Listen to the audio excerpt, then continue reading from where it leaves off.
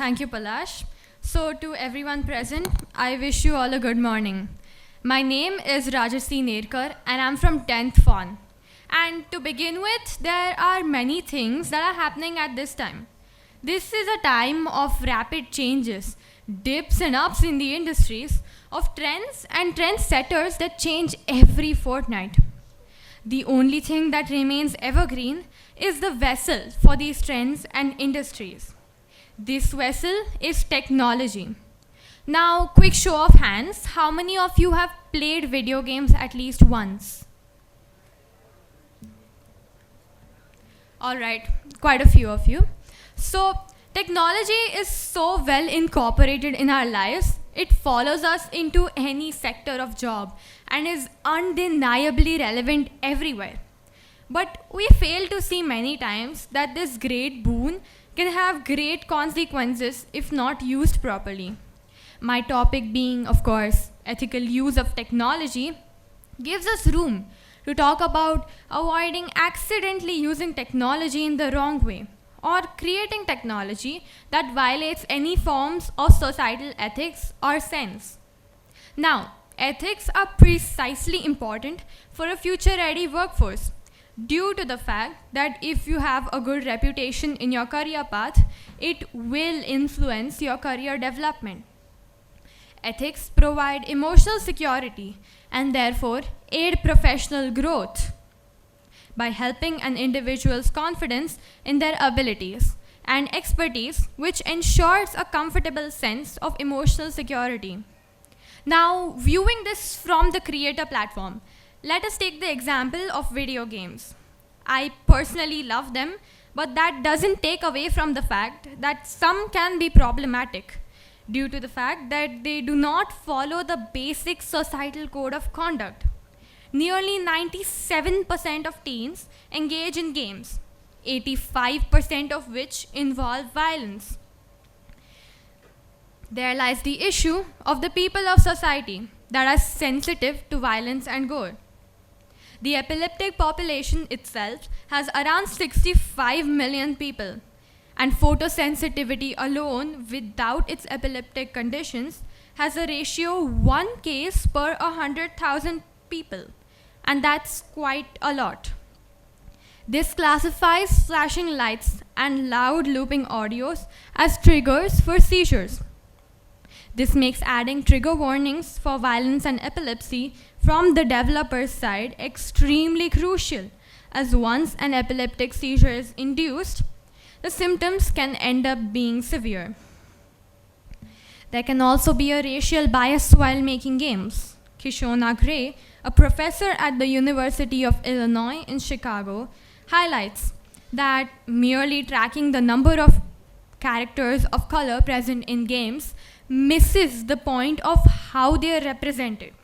I state her exact words as she talks about her own race, stating, in film, there have historically been 3 roles you see black characters in. Black as violent, black as the sidekick, and black as the help. This has also been true in video games. Hence, one must also represent sections of society properly without inculcating any racial biases. Now, another issue that blends in between the user and the creator scenario is AI generators, especially ones used to make AI art. It's threatening artists' jobs too, since its quality improves day by day.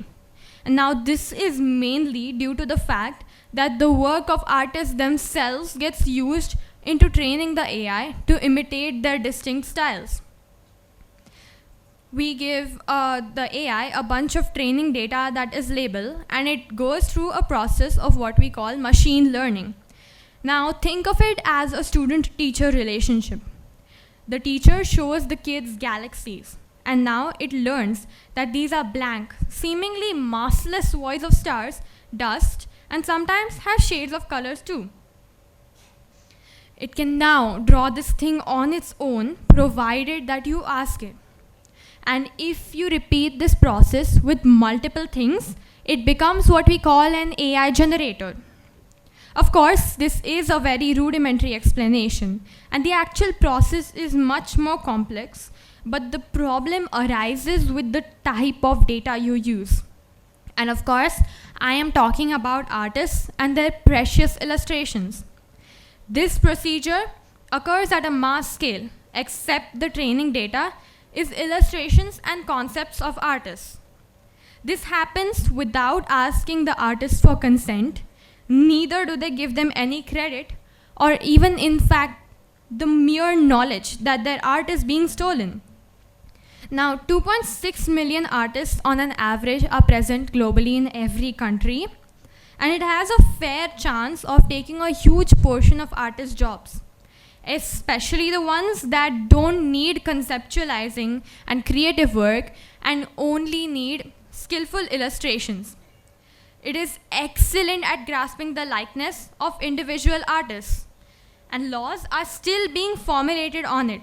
So it's best to avoid using it both for ethical and legal reasons.